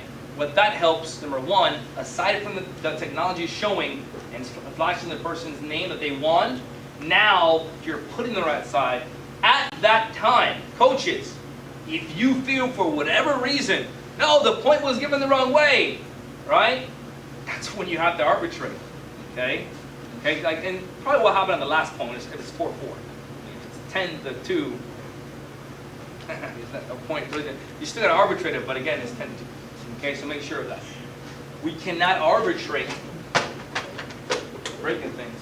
That's not a penalty, sorry. Cannot arbitrate once the match is over. I think you stepped out of the ring. Okay? You cannot arbitrate once the match is over. So make sure we're on that same page, that you do it at that time you call for one. Okay? Any questions so far? All right, legal target areas. The entire head is a point. The entire head. Yes, face shield is mandatory. The face shield is a point. It's a good point. It's a clean point. It's a legal point. The entire head as well. Okay, so make sure we're on the same page. Judges, you see contact to the head, you'll stop, judges call. Okay? The back, defined as the area on the other side of the spine above the waist and below the neck. When an opposing player turns back to avoid contact. Okay, so the kidneys are legal shots. Okay, if I'm running to turn, I can get scored.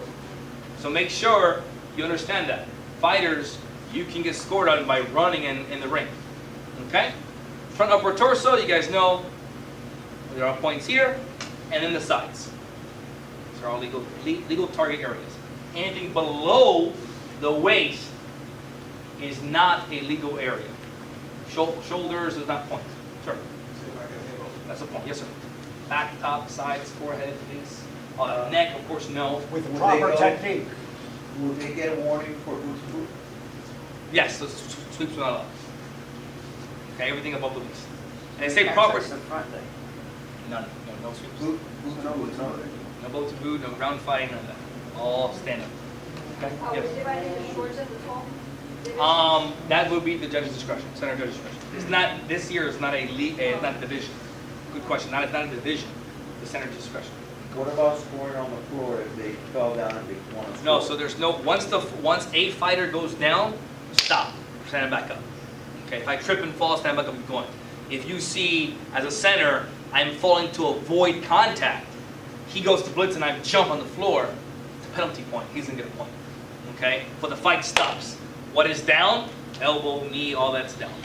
Okay, so make sure we're taking a look at that, because that way a fighter can go down and get a ground kick in the mouth. Okay, so make sure we're on the same page with that. All right. Illegal target areas: the spine, top of the shoulders, the neck. None of those are not points. Defines the complete area from the waist down, so nothing below the waist. Nothing below the waist is legal. Okay, so what does that mean? Techniques there can result in a penalty point. So make sure we're not doing that. Okay, and these are the illegal strikes. Fingertip, I've never seen that happen. Fingertip, palm heel, Never pulled strike. somebody's heart out? All right, knees, leg sweeps or checks, takedowns, throws, chokes, arm locks, leg locks, spinning back fist. Probably the most common one you'll see on there. You might see a spinning back fist. It is not allowed. It's not controlled. It's too hard of a contact. It's hard technique, so we're not going to allow that. Okay, blind techniques. Even the spin hook kick. If I spin and I'm not looking, that's a blind technique. I gotta get my head around. Okay, so make sure we're on the same page with that. Sir, Yes. thing one, you said the upper torso, shoulder, what if you throw a crescent kick and you happen to move the end of the shoulder, that would be a legal contact then? So it's not a point. Like, but what if, let's say it makes That it won't be a warning either, right? So if it's gonna be one of those that if you're aiming for the head and you move out the way, so it's just not a point for. But if initial contact is in the shoulder and the leg were to like slide, if he was aiming for the torso, just happened to make initial contact on the shoulder, would it be able to be The called shoulder is for? not a point. The shoulder is not a point. Okay, it's a good Just breaks. strategy, right? But it's not a point. No, sir. All right, point five techniques. Your close hand techniques. Your vertical punch, reverse punch, side punch, lunge punch, back fist, and hammer fist. Okay, very important to know those. This is not a point. Reach hand? Knocking. That I'm gonna get to open hand techniques. Yes, sir. But this, the little bob, no matter what belt, white through black, is not a penalty. It's not a point. Okay, so judges, make sure you look at that, and then let the fighter know. Chances are you'll probably see that in the beginner division. Okay, and remember guys, we're also there to educate a little bit. So educate them. Say, hey, you hit them, but guess what? You hit like this. Turn your hand. Okay, turn your hand. And the coach might yell at you and say, that's what I teach in my school. I'm joking, all right? So, anyways, and then we'll send them a seminar with the body puncher, Sensei Damien. Anyway, so yeah, just no bops in the head, guys. No bops in the head. We want to make sure it's clean technique. And anyway, guys, what all this is trying to say, it's a martial arts fight. Martial arts point fight. Okay? Showing martial arts movements, karate techniques. Okay, open hand, outer knife, and ridge hand. Okay, those are points. Yeah, your kicking techniques, round kick, side kick. I'm not going to read them all, but you guys know those techniques there. Okay? Grabbing. We get this question asked a couple times. You can grab to follow up. I cannot just grab for the sake of grabbing. Gotta grab and I must follow up with a technique. Punch or kick.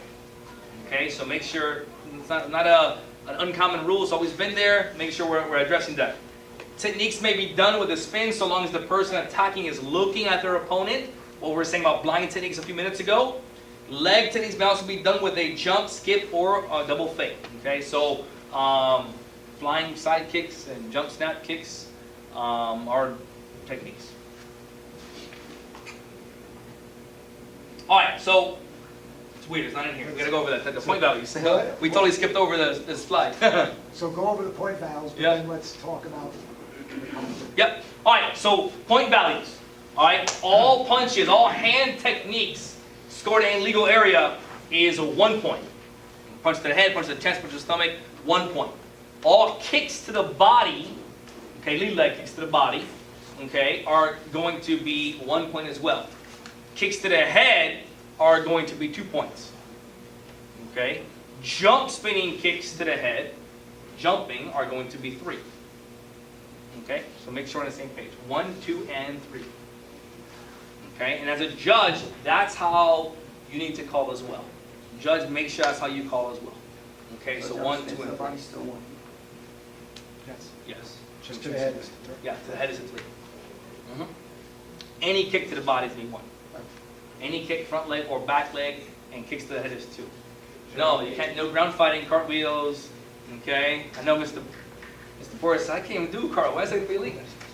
All right. So no ground fighting. Yes. Body kick 1 point. Okay, so no for our guys that are used to some rules from last year, there's no ground fighting. Once the fight goes, someone hits the floor, stand them back up. Do not score. One hand down, I believe we discussed that it was, not 2 hands down. Yes. So. All right, so real quick, go ahead, I'm sorry. So, we're almost at the end, right? And I know that everybody from both leagues has heard a lot of things that are now different. There's some modifications. Some of it might actually sound shocking, some of it. It's like, are you kidding me, in your heads, right? I can understand that completely. But it's really not that much different. I know in our league that we went to a 10-point spread because we're doing 3-point kicks and 2-point kicks to the head. So we needed to expand that. But one big thing, since we always catered to kids, and when it came to fighting, over the years, our cycle of contact has gone like this. We keep going up and down. A couple of years ago, we backed it off a little bit because some new schools came in and they really weren't at that level, so we backed down because some people complained about contact. And then I went to a tournament in Kentucky. Has anybody gone to a tournament in Kentucky? They don't care about contact in Kentucky. In fact, the parents are cheering on the side when their kids get nailed. They're like, get them back harder, man. They're going crazy. And I'm saying, you know what? This is the martial arts. So it's really starting last year. I said, guys, we're in the martial arts. The kids are going to hit each other. We need to back off on this because if I was a coach, we would disqualify somebody fairly quickly for too much contact, right? And then we realized that as a coach, which would you rather do? Have your kid get hit too hard or get disqualified? I think you'd rather have your kid get hit probably a little bit hard. Nobody goes home hurt. We haven't had one kid get hurt since we allowed the contact to get stepped up a little bit. But less kids are getting disqualified. I don't bring my kid there to get disqualified at a tournament. I don't think any coaches want. Now, with that said, you don't want a kid's head to get taken off either. Somebody comes in the ring and boom, they're trying to get their head knocked off. We don't want that. So from our end, okay, our kids are being told that they got to step up the fighting game a little bit. We're still not going to allow rocking of the head. Nobody has to panic. If your head gets rocked, the head is still that's a target that you can't just take a lot of contact, okay? But we're going to allow a little contact to the body. We're not going to just arbitrarily be disqualifying people. And Jeremy, with that said, guys, so our contact in some leagues sometimes might be a little too high, right? So we got to make sure our kids are going to tournaments for 2 things. 1, to have fun. 2, to compete and test their skills, right? and then to go home and have more fun by not having a concussion or a headache or things like that. So we had to make sure contact is toned down a little bit. And we just want to meet in the middle, that's all. We're going to step, yeah, what's that? So having a balance. Yeah, exactly. We're going to step up our game, and they got to understand it. We're trying to come together here, right? I'm lying, I'm probably going to say it again. You guys fight really hard. You do. I know, I did.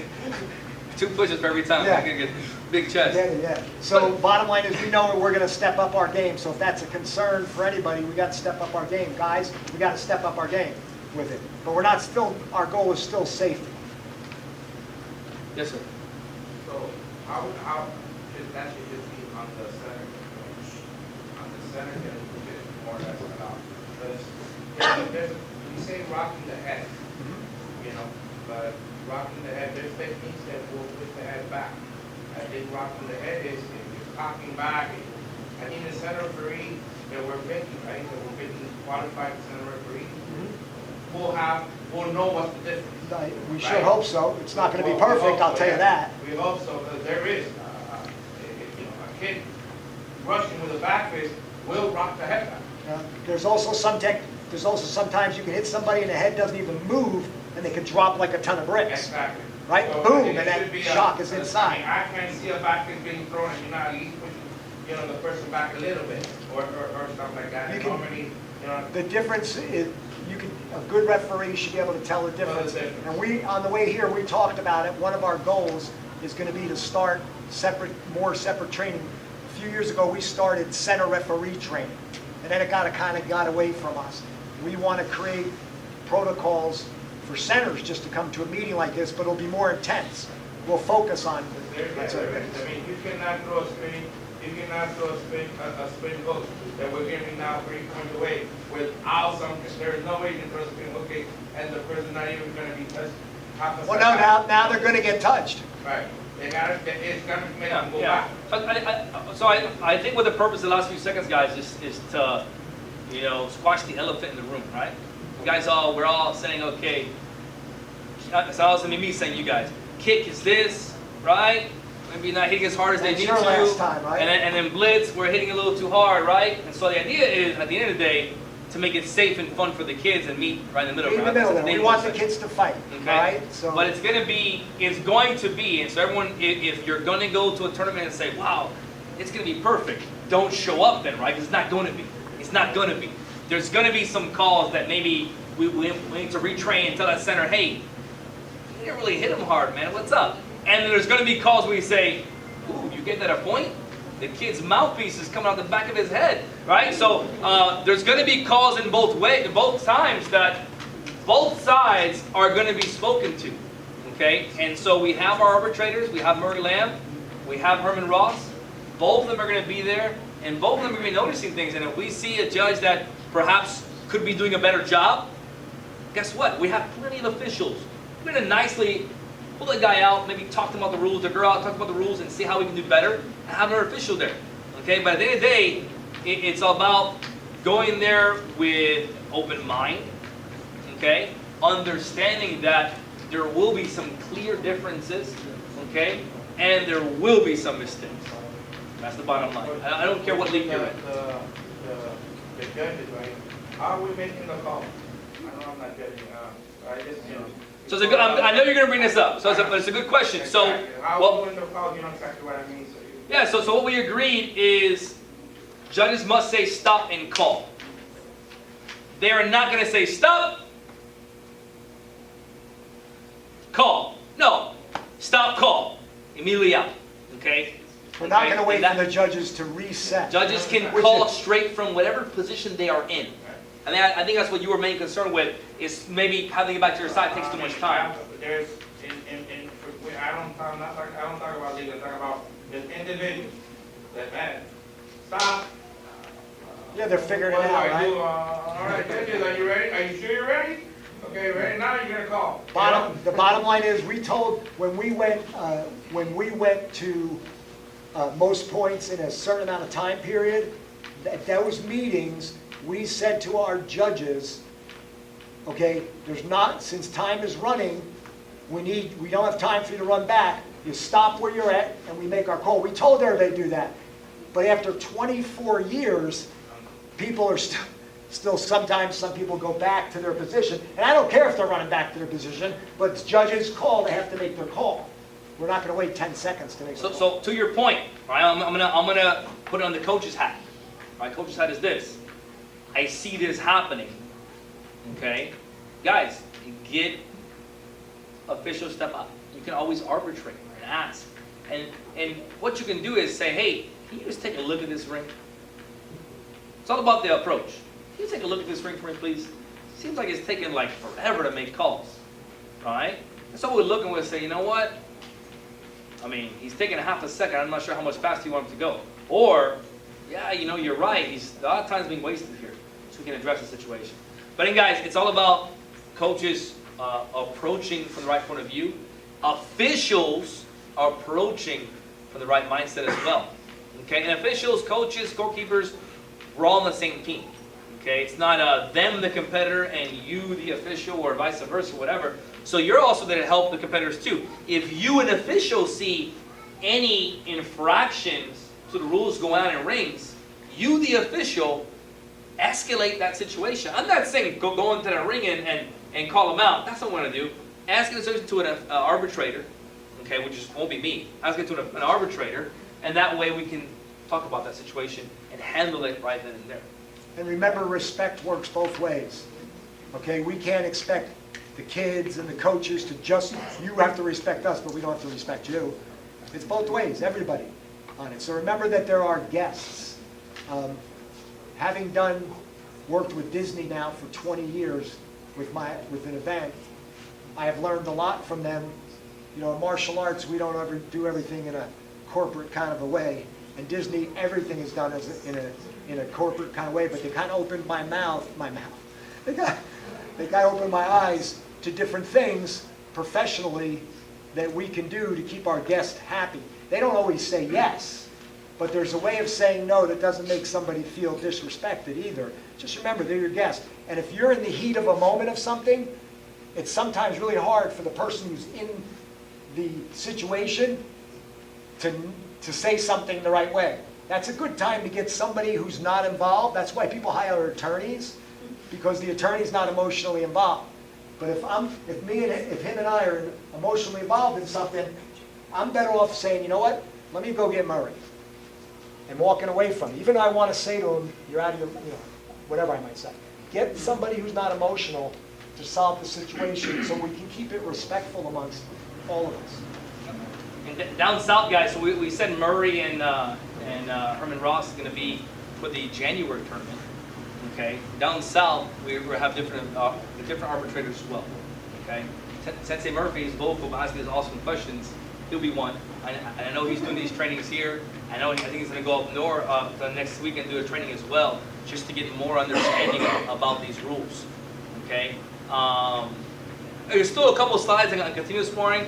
But guys, with that said, a lot of us, when we finish here, are going to leave here with a ton of questions.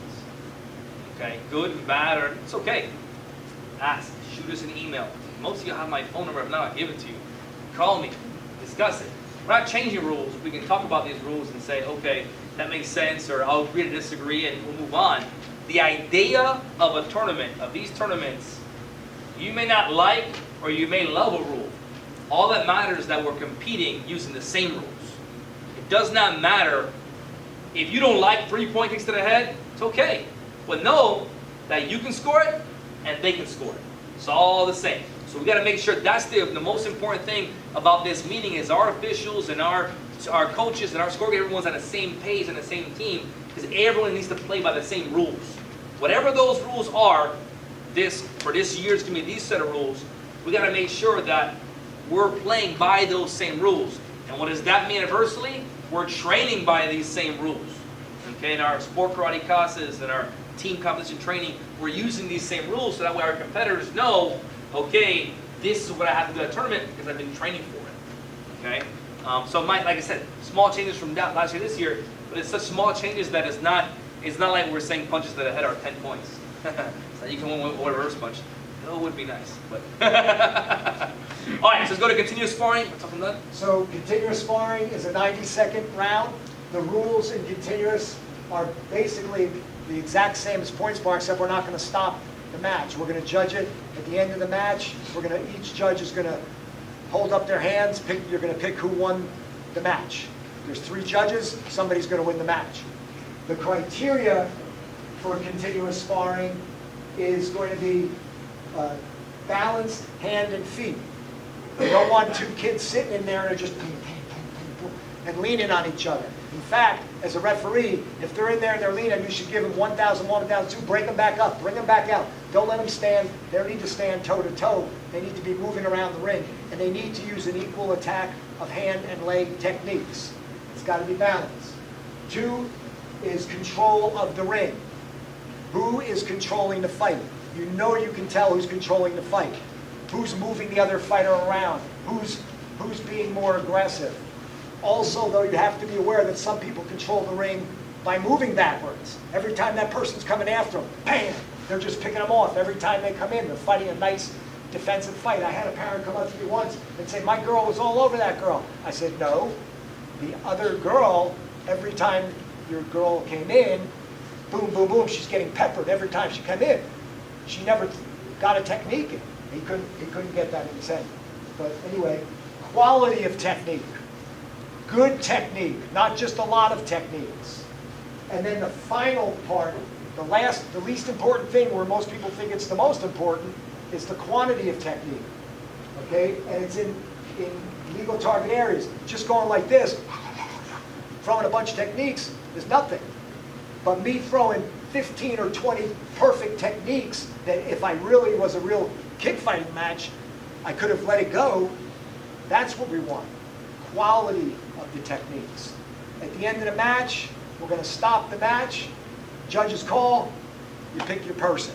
As far as warnings go, you get 1 verbal warning that can be escalated. You get 1 verbal warning. Second time, you're disqualified from the round. These are always single elimination. It was always single elimination. We don't need Single help. and one, Not for continuous. Time on that, I'm sorry. 90 seconds. minute and a half. Yes, Minute and a sir. half. So here's the other thing, though. In fighting this year, instead of fighting off 3rd and 4th, it'll be 2/3. That's new for kick.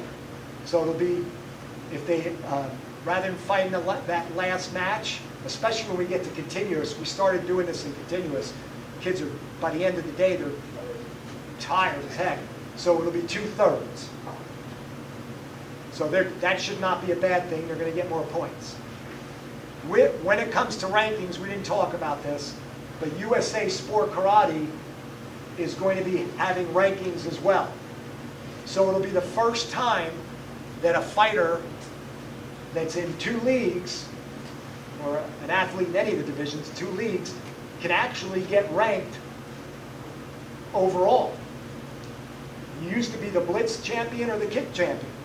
Now there's going to be USA Sport Karate champion as well. So now they can win another title. Okay, we're using that as our national points now. The USA Sport Karate will be the national. Same thing. So what'll happen is we're going to give out state champions, regional champions, state finalists. But the overall champion is coming from USA Sport Karate. Nobody can deny it. We're hoping to expand on that to make that opportunity available to people all over the country, that they can at least be ranked by USA Sport Karate. So imagine they go on to Uventex and you see how many tournaments they host a year. And then there's 95 or 100 tournaments, and they can see how they're doing against kids from all over the place. So it could be exciting or it could be crazy. Yes, sir.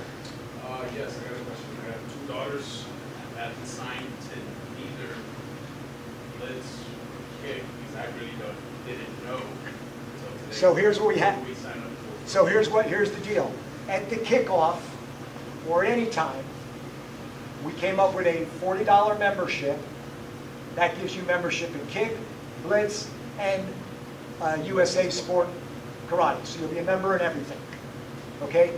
Every Blitz event and every kick event will be some rating of USA Sport Karate. So if a kid's really crazy, some are chasing like crazy, they can go to all of the blitz and all the kick, they're never on the same day, and they can be chasing USA Sport Karate if they want to. And there'll be different rankings on it. So every kick and blitz will be USA Sport Karate. And hopefully at some point we can bring in some independent people for an overall ranking.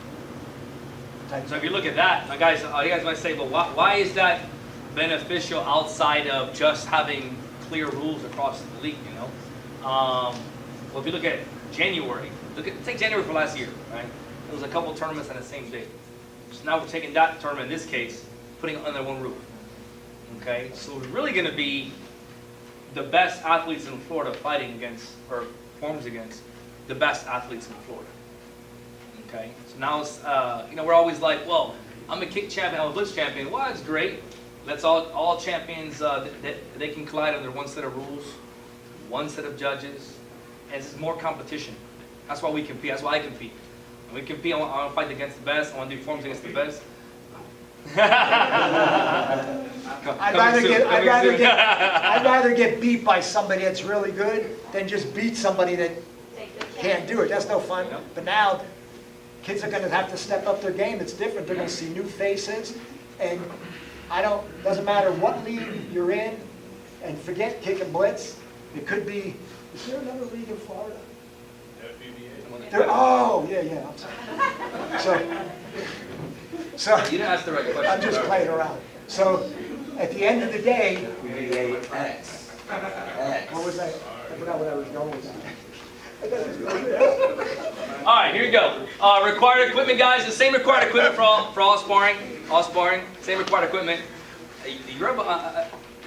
Most people would say that Dave's rubbing off on me, but I'm definitely rubbing off on you with that comment. That's not something out, right? Anyways, all right, same required equipment, guys. We have to go over the same this equipment, even in continuous sparring, the boxing glove thing. Gotta wear regular sport karate gloves because it's light contact. It's not kickboxing division. It is a light contact division. A lot of people have this perception that, well, there's point, and if I want to fight harder, I do the light contact.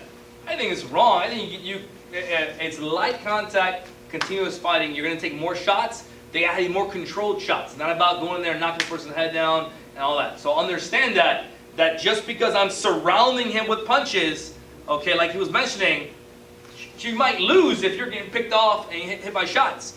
Okay, so you got to make sure that you're on the same page. Aggression does not guarantee the victory. You made a mistake. Yep. You said you were smothering me with punches. And you're picked off. No. All right, here we go. Each match, 90 seconds. Athletes will be judged on ring control. You went over this already on our slide. Yes. Good, clean quality and technique. Good balance of punching and kicking scored equally. Okay? So understand that if I'm only punching and he's kicking and punching and all things else are equal, he's going to get that victory. Okay? Now, obviously not all things are always equal, but in that example, I'm saying. All three areas above are even when they will look at who connected more, which is the quality and quantity of the techniques. Okay, so make sure, guys, we understand that when we're going back to our school for continuous fighting. All right. We went over all that. I think we went over this. Corner freeze, we went over that. It's all the same. Target areas, qualification. All right, perfect. Don't forget. Stay alert and focus and always have your eyes on the competitor while judging. Okay? So some of you guys look in your phones. All right? But I'm the competitor right now. That's not fair. I'm just messing with you guys, all right? So, but same thing. It's very important. If there's something, as a judge, I always say this, and so I say this to my staff at my school. Okay? We spoke about this earlier. If you have something on your mind that's more important, which we all do, right? That's all in your head that you can't judge, tag out. It's okay.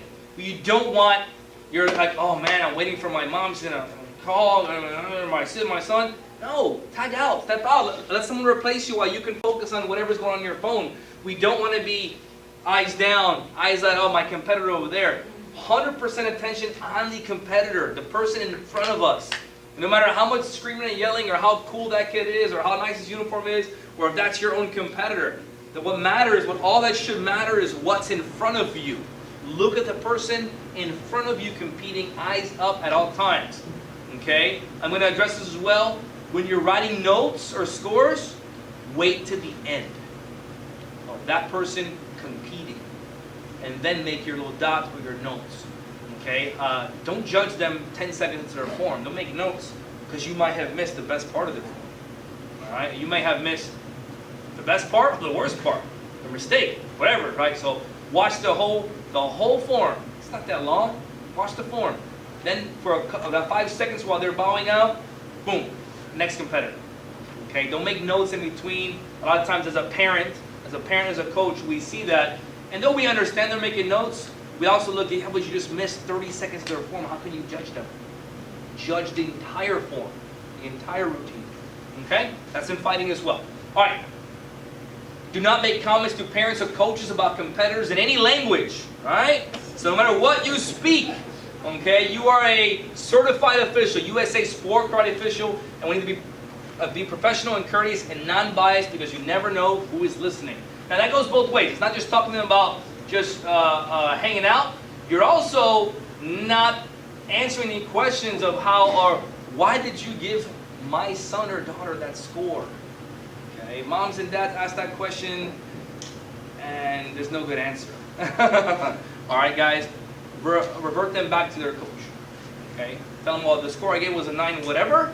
Okay, you did an awesome job. Keep up the great work. Go see your coach, and they'll be able to help you out with whatever it may be. A lot of times our coaches, our judges like to be over vocal, and at the end of the day, there's no right or wrong answer. Okay, so let's make sure we're doing the right thing right then and there. And from there, recognize and acknowledge all calls at all times. Center officials, okay, recognize the corner's call. Recognize the corner's working. Recognize a coach asking for something. Sometimes they're not arbitrating. And you've heard me say this several times. If they do arbitrate, it doesn't mean you do something wrong or right. They might just be asking for a rule clarification. Okay, so don't take it personal, especially if I was coaching with you. All right, I'm going to ask it every 5. I'm just playing. All right, here you go. Communicate with your scorekeepers. It's on the same page. You know, Ms. Ramos is one of our seasoned scorekeepers. Know what's going on with her. Maybe she's having an issue. Maybe something's going on. Help her, and she'll help you. Whoever the scorekeepers on that table, that we are on the same page. Okay, as a center, not being on the same page with a scorekeeper can definitely hurt you.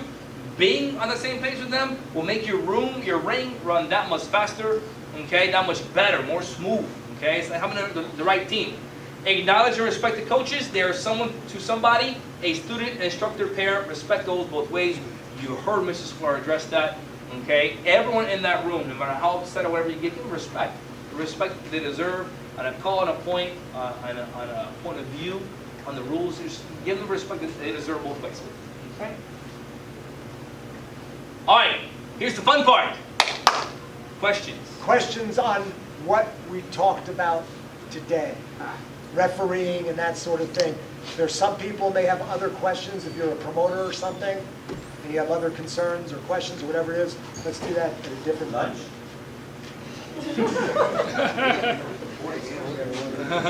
All right. Yeah, with Sensei Murphy's. All right. Now that was the arbiter responsibility, sir. All right. Any question, guys, on any rules that went over today? Any question? Any rules went over today? I'm sure we have at least one. None? Yes, sir. Yeah, and confrontation and contact. If I kick you with a spinning kick and I fell on the ground, will that point count? You fall on the ground. You got to maintain balance. Well, sometimes it's a push. You might force me, I turn back. That becomes a different question. But yes, so if I push you down, then no, right? Well, but with the impact, with your pressure comes towards me, but the impact is going down. If I hit you that hard, I thought it would work both. If you're going down intentionally, it's not a penalty. No, I know what he's saying. So what he's saying, and since I can't get my leg over my ankle, okay, if I'm throwing a side kick and he's coming in, right, boom, and that knocks me over it, but I hit him, but because his forward meant knock, that's a point. He's trying to call me heavier than him. I know I have a little weight. If I go to throw a sloppy kick and I'm falling down, then no, it's not. So when in doubt, stay on your feet, right? Well, yeah, it's going to be factors that way. That's one of those areas we was talking about. We've already there's a thing in the computer that already recognizes your students, and we already deduct 2 points. So in general, if you score a point and if you fell after, it could be a point. It could be a point if it was not their fault that they lost. Judgment call based on the official and using You'll all know it when it happens. If you nail them, boom, and that forward momentum then pushes them forward, that's still a good point. But if he's falling Now, with that said, if I do a jump spin hook kick and I never land, I fall straight in my butt. It's a beautiful technique. It's not a penalty. It's not a point. I didn't land. All right. So it's got to be very. I don't understand that. Yes. We had one that was like probably 120, my kid was 80. Every time they was psychic, my kid would just fly off. Oh, see, and that's one of those that he's just way bigger than him. It's the hardest side you ever stop him. The points were taken away, so you can get Yeah. him falling down. No, of course, of course. That's something that we'll address. Any Oh, other you're right. questions? If You're not, right. okay, think of your questions. You can both our phone numbers on the usasportkarate.com. You can call Jeremy if you're more comfortable. You can call me if you have any question from people who are new to who I am, and you got anything you want to share with me or tell me. I am open to whatever I'd rather have you tell me something or ask me something than do it behind. Just ask me whatever it is. And I personally operate on a straight up level, meaning that I'd rather have you call me whatever you need to call me to me, and we deal with it, or whatever you got, whatever concern that you have, don't be afraid to ask it, okay, please. And before we go on, we do need to address this and say thank you to Mr. Hector for opening the door to us. Round of applause, please. We appreciate it. And you will get your scorekeeper shirts and your new referee shirts will be at the kickoff. If you were a center referee, you will still be a center referee. So, Go ahead, question. It wasn't a question. I was going to say, all these, it was recorded, professional here by Diego. Are you going to He's edit it? going to send it to you guys. Take out the bad comments. You know, He's going to send it to you guys. I mean, it's going to be accessible for them to put in the website. You can download it, and then you have questions or anything.